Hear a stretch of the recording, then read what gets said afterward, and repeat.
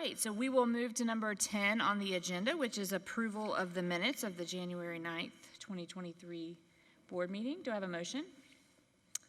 Mr. Hogan? Where are we? 10. I'd like to make the motion that the board approves the minutes of the January 9th, 2023 board meeting. I have a second. Ms. Huddle? Second. Oh, sorry. Sorry. I saw Ms. Huddle first. All right, do we have any discussions about the approval of the minutes?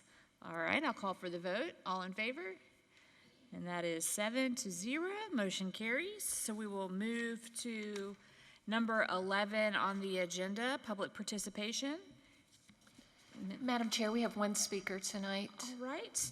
Kristen Kringle of Columbia is here to speak about the DSS Child Abuser Registry being used for volunteers. All right, and as Ms. Kringle comes up, I'm going to read our statement that the board welcomes and encourages public participation.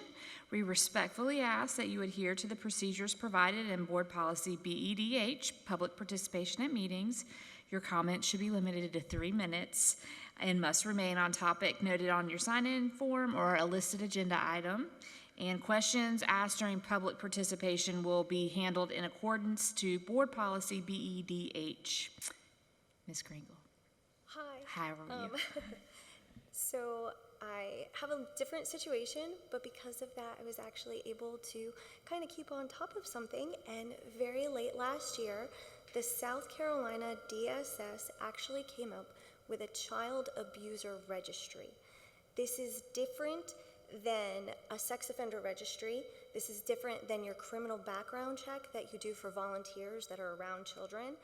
This is anyone who falls in those cracks, who is a known child abuser that has a DSS conviction or record where DSS has proven out that child abuse occurred, that get stuck in the family justice system so they do not have a criminal record.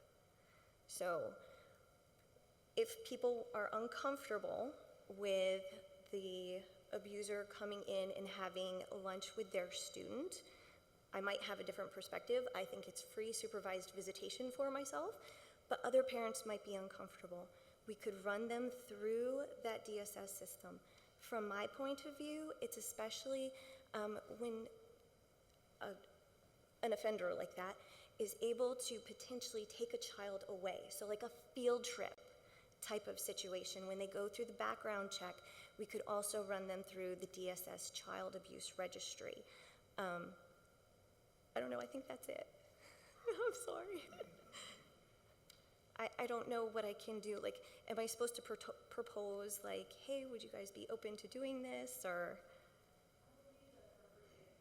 Avenue would be to send a request to our district office, and they would either be able to respond or respond to get the response in the right place. Okay, so should I, you're nodding at me. Okay, so I'll ask for you. Thank you.